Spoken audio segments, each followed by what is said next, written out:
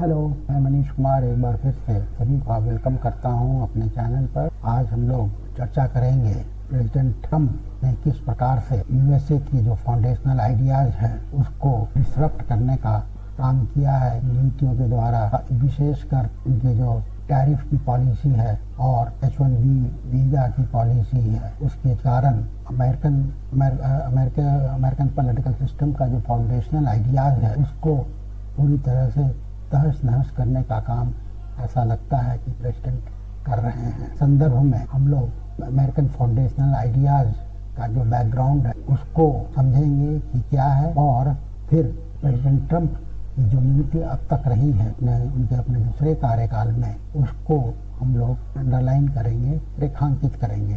तो चलिए हम लोग वीडियो को आगे बढ़ाते हैं, लेकिन पहले आप लोगों से कहना चाहूँगा कि इस वीडियो को शुरू से लेकर आखिर तक देखिए, और के बाद यदि पसंद आए तो इसे लाइक करिए, शेयर करिए, अपना कमेंट दीजिए और चैनल को सब्सक्राइब करते हुए बेल आइकन के बटन को प्रेस करिए। तो चलिए हम लोग वीडियो को आगे बढ़ाते हैं। जब से प्रेसिडेंट ट्रम्प दूसरे कार्यकाल में ऑफिस को अज्यूम किया है जनवरी 2025 में, तब से उनकी नीति का जो मुख्य उद्देश्य है वह है अमेरिका को एक बार फिर से महान बनाना, मेक अमेरिका ग्रेट अगेन। इसी स्लोगन पर उन्होंने प्रेसिडेंट का चुनाव यूएस में जीता था, और उसको अचीव करने के लिए उनकी जो नीतियां हैं उसमें टैरिफ पॉलिसी उनकी एक बहुत ही महत्वपूर्ण नीति है। साथ ही साथ वो जो अमेरिका में जो इमिग्रेंट्स दूसरे देशों से कार्य के सिलसिले में वहाँ पर जाते हैं, वहाँ उनको एम्प्लॉयमेंट मिलता है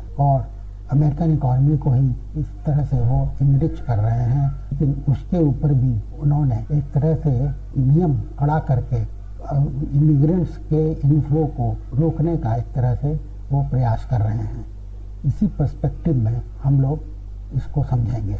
तो पहले हम लोग इसकी पृष्ठभूमि देखें, बैकग्राउंड देखें कि अमेरिका का फाउंडेशनल आइडियाज आखिर है क्या। तो अमेरिका की फाउंडेशनल आइडियाज का जहाँ तक संबंध है तो आधुनिक यूएसए में इन आइडियाज का अर्थात इन विचारों का प्रतिपादन वुड्रो विल्सन ने फर्स्ट वर्ल्ड वॉर के दौरान किया था। वुड्रो विल्सन स्वयं ही इमैनुअल कांट के विचारों से प्रभावित था। इमैनुअल कांट 18वीं सदी के जर्मन दार्शनिक हुआ करते थे जो कि उदारवादी विचारधारा के थे, और उनका यह मानना था कि संवैधानिक गणराज्य या कॉन्स्टिट्यूशनल रिपब्लिक साधारणतया या जनरली अपने संबंध, अपना जो भी कार्य होता है दूसरों के साथ, दूसरे देशों के साथ उनका जो संबंध होता है बहुत ही शांतिपूर्ण तरीके से उसको कंडक्ट करते हैं। और इसी को विल्सन ने अपना था शांति को ही विल्सन ने अपना आधार बनाया था 20वीं सदी के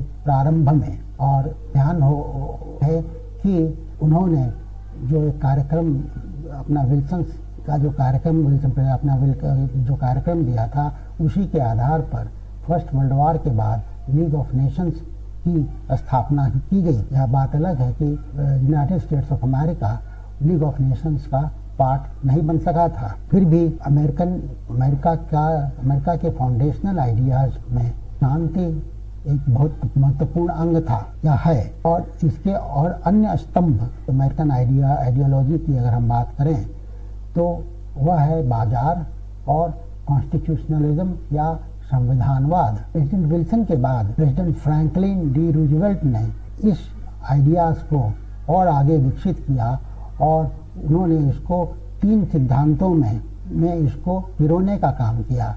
ये सिद्धांत थे डेमोक्रेटिक पीस अर्थात लोकतांत्रिक शांति, सीमलेस ग्लोबल ट्रेड या ऐसा विश्व व्यापार जिसमें किसी भी तरह की कोई बाधा ना हो, और एंटी डिस्पोटिक कॉन्स्टिट्यूशनलिज्म अर्थात निरंकुश विरोधी संविधानवाद। और इन तीनों सिद्धांतों का समावेश अटलांटिक चार्टर में किया गया था, जो कि उन्होंने British prime minister Winston Churchill के साथ मिलकर उसको प्रतिपादित किया था। द्वितीय विश्व युद्ध के समय इमैनुअल कांट ने का यह विचार था कि कभी कभी डेमोक्रेसी अर्थात प्रजातंत्र ग्रुप मेजॉरिटी का भी शासन हो जाता है, जो कि सभी लोगों की इच्छा को रिफ्लेक्ट नहीं करता है। इसीलिए कॉन्स्टिट्यूशनलिज्म जो कि एक set of agreed upon principle, अर्थात एक ऐसे सिद्धांतों पर सभी की सहमति होती है जिसके द्वारा सभी राष्ट्र अपने कंडक्ट को कैरी आउट करते हैं, घर के आंतरिक मामलों में तथा विदेशी मामलों में भी उसी प्रकार से अपने कंडक्ट को वे कैरी आउट करते हैं। अमेरिका का अस्तित्व, अमेरिकन लोगों का जो अस्तित्व है, उनकी आइडेंटिटी या अस्मिता इन्हीं सिद्धांतों पर उनका निर्माण हुआ है। नेटिव अमेरिकन को अगर छोड़ दें तो यूएस के जो जितने भी सिटीजन हैं वे विश्व के सभी भागों से वहाँ पर आए हैं। इनमें से अधिकांशतः लोग वे लोग थे जो यूनाइटेड स्टेट्स ऑफ अमेरिका में इसलिए आए क्योंकि वहाँ पर स्वतंत्रता का माहौल था। इसका परिणाम यह हुआ कि अमेरिका की अस्मिता का पर्याय बन गई। ऐसे महान विचारों जैसे कि फ्रांसीसी राजनीतिज्ञ एडवर्ड रेने लेबोले से प्रेरित होकर के स्वतंत्रता के महान जो विचार हैं उससे प्रेरित होकर के एक फ्रांसीसी राजनीतिज्ञ एडवर्ड रेने डे लेबोले ने यह प्रस्तावित किया था कि अमेरिकन लोगों के साथ मित्रता की जानी चाहिए, और यह प्रस्ताव उसने 1865 में दिया था, जबकि Statue of Liberty New York harbour में स्थापित की गई थी। अपनी फेमस स्पीच में प्रेसिडेंट रोनाल्ड रीगन ने 1989 में कहा था कि कोई भी व्यक्ति फ्रांस में जाकर के रह सकता है लेकिन वह फ्रांसीसी नहीं हो सकता है। उसी प्रकार से कोई भी व्यक्ति जर्मनी, टर्की और जापान में जाकर रह सकता है लेकिन वह क्रमशः तुर्की, जर्मन या जापानीज नहीं हो सकता है। लेकिन कोई भी व्यक्ति पृथ्वी के किसी भी कोने से आकर के अमेरिका में रह सकता है और साथ ही अमेरिकन भी बन सकता है। तो इसका अर्थ ये हुआ कि अमेरिका सभी लोगों को अपने में समावेश करने की उसकी क्षमता है। और अमेरिका के इतिहास को देखें तो पीढ़ी दर पीढ़ी शेष विश्व से लोग अमेरिका में आते रहे हैं, क्योंकि अमेरिका की एक खास पहचान है, वह है अमेरिकन एक्सेप्शनलिज्म, अर्थात अमेरिकन लोगों का यह विश्वास कि उनका देश अन्य देशों से बिल्कुल भिन्न है, क्योंकि इसकी शक्ति अनोखी है, इसके जो राजनीतिक प्रणाली है और राजनीतिक मूल्य हैं, या फिर इसके जो ऐतिहासिक परिप्रेक्ष्य है वह अन्य देशों से बिल्कुल ही अलग है। कभी कभी यह कुछ शिकायतें अमेरिकन लीडर्स के व्यवहार से जरूर सामने आई थी, लेकिन यह एक सामान्य रूप से ऐसा कभी नहीं हुआ। कभी भी ऐसा नहीं हुआ कि विल्सन की जो कोर आइडियाज हैं उसके ऊपर किसी ने तर्क वितर्क किया हो। लेकिन अभी के परिप्रेक्ष्य में इस जो अमेरिकन आइडियाज है उसको अगर हम रखें सामने तो ऐसा लगेगा कि प्रेसिडेंट ट्रंप बिल्कुल जो अमेरिकन फाउंडेशनल आइडियाज है उसकी बिल्कुल एंटीथेसिस की तरह कार्य कर रहे हैं। ऐसा लगता है कि प्रेसिडेंट ट्रंप को डेमोक्रेटिक पीस के लिए कोई अर्थ नहीं है। डेमोक्रेसी, ऐसा लगता है कि वे उनके शत्रु हैं और जो भी जितने भी डिक्टेटर्स हैं, निरंकुश शासक हैं, वे उनके मित्र हैं। फ्री मार्केट उनके लिए एक अमेरिकन एक्सप्लॉयटेशन का टूल बनकर रह गया है। उन्होंने कांट के उस कथन को भी साबित किया है जहाँ पर कांट ने कहा था कि डेमोक्रेसी भी कभी कभी डिस्पोटिज्म का रूप तैयार कर सकता है। वास्तव में अमेरिका को महान बनाने के लिए जो प्रेसिडेंट ट्रंप ने बुलडोजर वाली नीति अपनाई है यह किसी भी लिहाज से इसको उचित नहीं कहा जा सकता। वास्तव में मेक अमेरिका ग्रेट अगेन यह स्लोगन प्रेसिडेंट ट्रंप के पहले 1980 में रोनाल्ड रीगन ने भी दिया था, जब उन्होंने कहा था let us make America great again. उसी प्रकार से बिल क्लिंटन ने भी इसी आइडिया को इन्वोक किया था 1991 के प्रेसिडेंशियल इलेक्शन के समय में, और जब उन्होंने कहा था तो उन्होंने यह प्रतिज्ञा की थी कि वे अमेरिका को एक बार फिर से महान बनाएंगे। लेकिन मेक अमेरिका ग्रेट अगेन का जो नारा रीगन और क्लिंटन का था वह लिबरल अमेरिकन एक्सेप्शनलिज्म की बात करता था। अमेरिकन एक्सेप्शनलिज्म का मर्द अर्थ यह था कि वे सभी लोगों को साथ लेकर के चलेंगे और जो अमेरिका की जो फाउंडेशनल आइडियाज है उसको आगे बढ़ाएंगे। जबकि ट्रंप का जो मेक अमेरिका ग्रेट अगेन का जो स्लोगन है वह इंक्लूसिविज्म की बात करता है और आइसोलेशनिज्म के ऊपर एम्फसाइज करता है। तो ट्रंप ऐसा लगता है कि उनका यह विश्वास है कि अमेरिका की जो फाउंडेशनल आइडियाज है और जो लिगेसी उसके साथ जो अमेरिका की है वह उसको खत्म करना चाहते हैं। उनका यह विचार लगता है अमेरिकन उदारवाद का फायदा विश्व के सभी देशों ने उठाया है, चाहे वह यूरोपीय राष्ट्र हों या भारत और या जापान हो।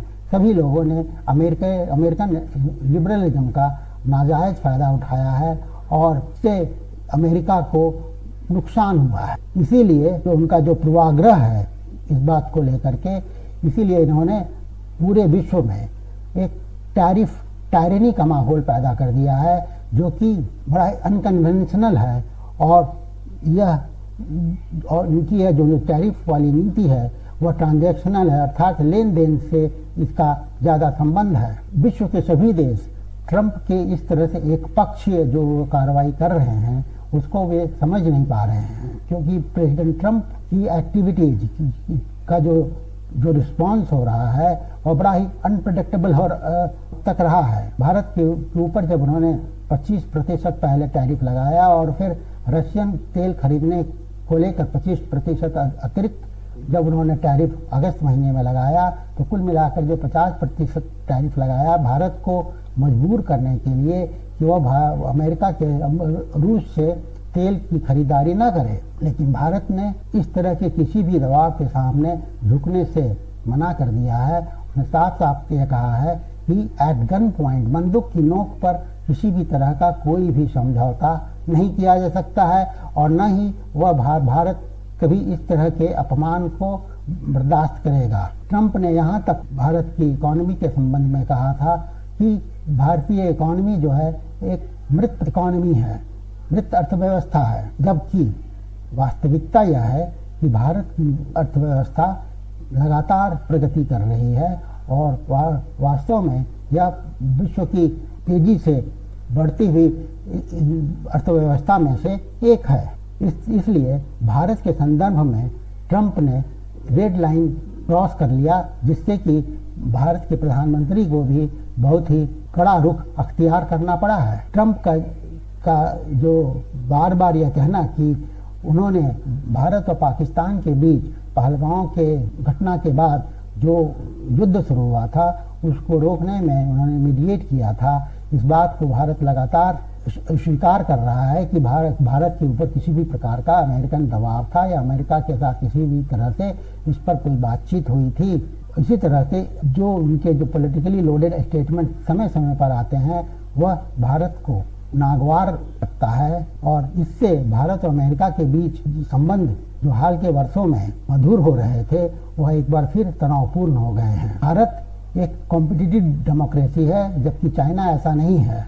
चाइना में कम्युनिस्टों का एक अधिनायक तंत्र है। भारत में कोई भी पॉलिटिकल पार्टी भारत सरकार का विरोध पूरी स्वतंत्रता के साथ कर सकती है और यहाँ तक कि अगर कोई टेलीफोनिक कन्वर्सेशन इस तरह का हो जो कि भारत के हित में न हो तो वह और ऐसा लगे कि भारत विदेशी दबाव के सामने आत्मसमर्पण कर रहा है तो उस सरकार की स्थिति बहुत ही दयनीय हो सकती है।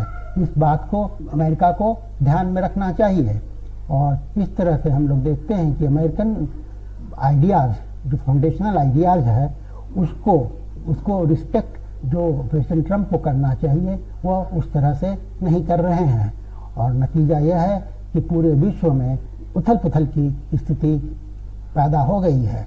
इसी के साथ मैं इस वीडियो को यहाँ समाप्त करता हूँ और इसके बाद मैं पुनः नेक्स्ट वीडियो में फिर मिलूँगा इसी वादे के साथ। Thank you for watching.